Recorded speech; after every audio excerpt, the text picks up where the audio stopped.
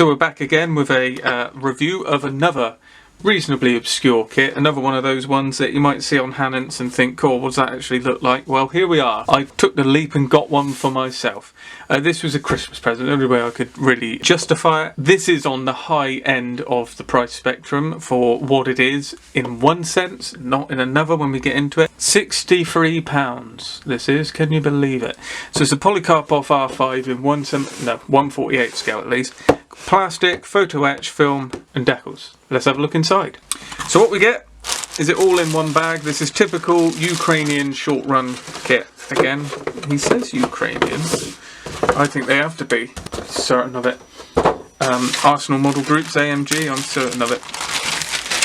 Got a number of their kits and they all come like this. Look at that. There you are, Polikarpov R-5 and a Messerschmitt BF109D Legion Condor. Oh, yes, what we're missing on the R5 is the wings. So, it's a big old plane. That is a big, big plane. The reason I think that I'm going to start talking about price. I was quite surprised at the Wingspan. I mean, I know it's a big old thing, but it's actually, well, that must be getting on for 36, 37, 35 centimetres. Maybe 13 inches, maybe not quite. 12 3/4 inches wingspan. That's pretty good. I mean, many 1/32 First World War biplanes are smaller than this. So it's a big old beast, and obviously it's the wings that are, you know, quite impressive. It's going to make for a reasonably sized model for sure.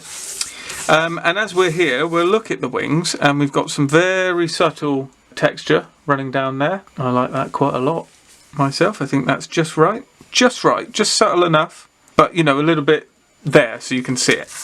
And then that's equally, it's the same again, pretty much.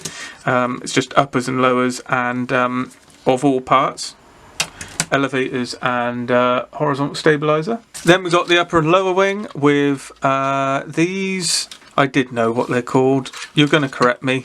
I'm going to go for flaperons because they're ailerons and flaps in the same thing. Don't know. You'd think I'd know by now. But yeah, very nice. I like how the connection points are very small and they're on the flush side. So again, it's that cut it that way, then cut it that way, and you don't take a great big gouge out of the wing.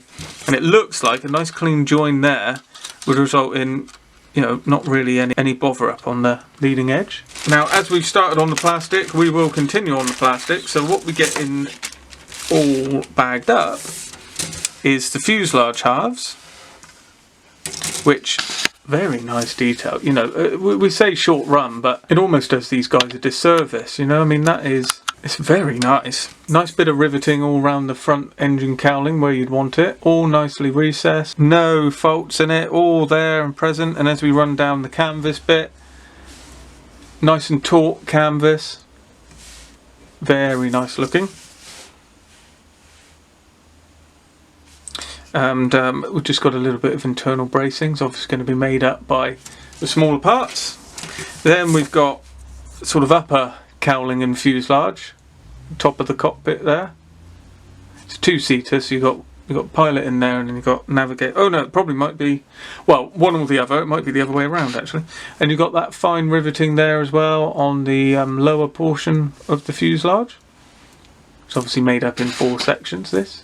And then we've got, what's that, the rudder and the fin and the cockpit floor and machine gun. Then we've got some of the smaller internal parts here.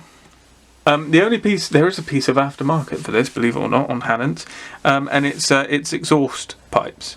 But they're, in fact, I think all that protrudes out is actually just all you see is tubes, so you can get around that. They are flared tubes, I suppose. Either way, they're obviously not hollowed out, but they're easy enough. I think you could get in there and utilise that with a drill bit. I know you can't see that there, that was me looking at that. That's the 2 sections of exhaust there. We've got 2 different nose cones, it looks like. We've only got one propeller, he says. Where's the propeller? Missed that one, very nice. Nice and sharp. Not a lot of flash on that. So yes, we've got two different nose cones there. I can't see a lot of difference actually between those two. The rest of this is all finely moulded, barely any flash. Very, very fine moulding. On these, some of this is struts. Some of this will be, these may even be the Cabane struts. It's very, very fine again. Little raised bolt detail on the base. Very impressed by that. Again, you know, we should be getting a good level of quality here, given the price. Smooth treaded tyres. So that's simple enough. The fact they're in halves, just join them together, sand it smooth like you would any other seam line.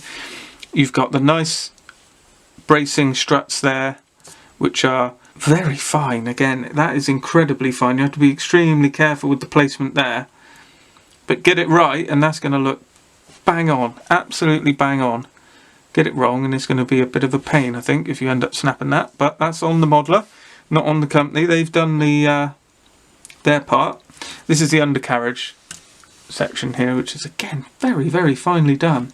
The moulding here is exquisite, really. I mean, you know, Airfix wouldn't be able to make this. Let's just take a moment to think about that. Airfix would not get this kit as fine as this. So there's something to be said about that, or is there? But just making the point, they're a big company, and usually, you know, you don't get that sort of fineness or finesse. Maybe I'm trying to say. So there's the parts breakdown, and we've got a little booklet as we go on through. There you can see the size of the photo etch. We've also got some wire as well and some film, and the rest of the parts breakdown. And we really just move on through creating the cockpit, where there's got a photo each seat there. And we've got the instrument bezels as well in film with a PE. Sorry, well, we've got the instruments in film. Just paint it white on the back and it will show through. And then the bezels are PE going onto a plastic part. Lots of gubbins and bits and bobs with little tiny bits of photo etch going on. A little radio here and other bits and bobs going underneath into the cockpit. Also the instrument panels PE. You've got two of them, one at the back obviously, one for the pilot and one for the navigator. And then we've got the rear section of the cockpit being made up there as well. And the front section is just almost, it's not really got a bottom to it, if you like. It's already there, coming in separately here.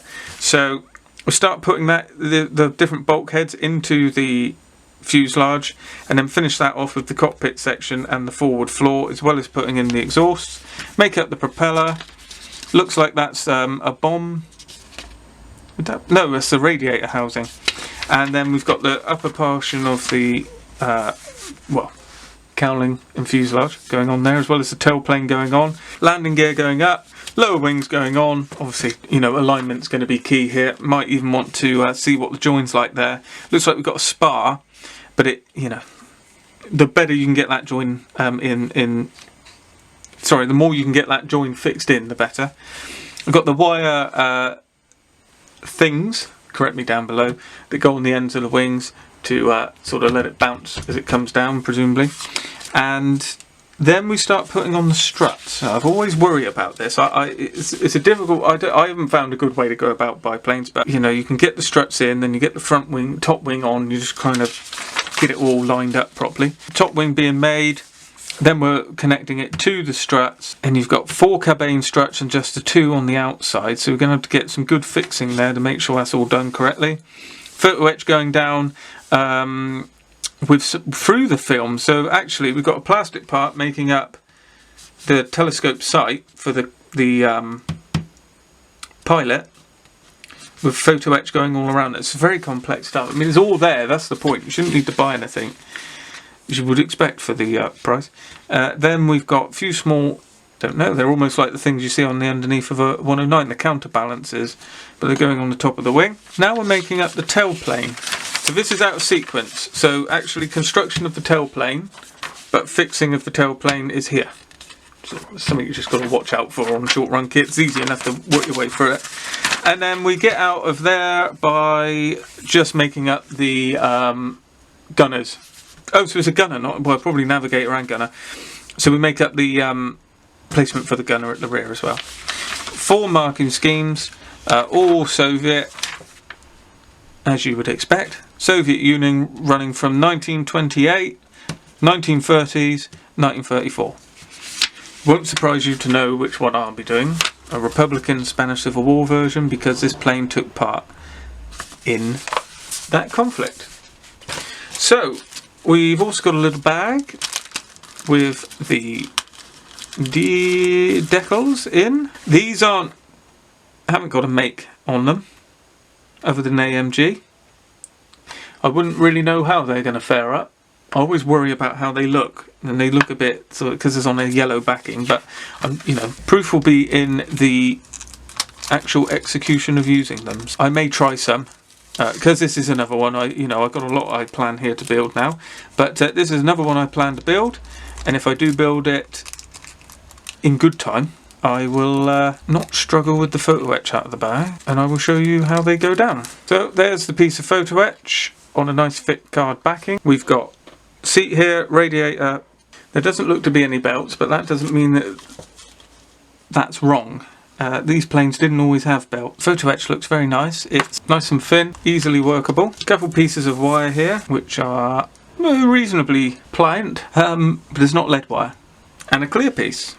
2 clear pieces, no less. And some more exciting decals to save me having to get them back in. We'll look at them through the bag. So we've got the numbers there for the different markings, as well as some slogans as well, as the Soviets like to do. And then we've got the clear film. It's always an effective way of doing this. Just paint that white on the back, and those, as you can see, they show up when you see the white through them. You can see the instruments, and these here are the windscreens. So there we go, another unusual kit brought to you in review form. Now, I'm promising to build all of these. I will do it, but you know, it could be 3 years, who knows, but it will happen at one point. And those things on top of the wings were lights. Who knew? Simple as that. I think it's a very well executed kit, that. I think it's been made about as well as you could hope for from a short run company. Obviously, again, proof will be in the building. Seen a couple built up. You know, they build up, obviously, so typical large biplane, you know, take your time, make sure everything's aligned. If you want it to be, it can be an extremely detailed model, as all the parts are in there to make that happen. So as usual, thanks for watching. If you haven't already, please consider subscribing, like the video, and I'll see you in the next one.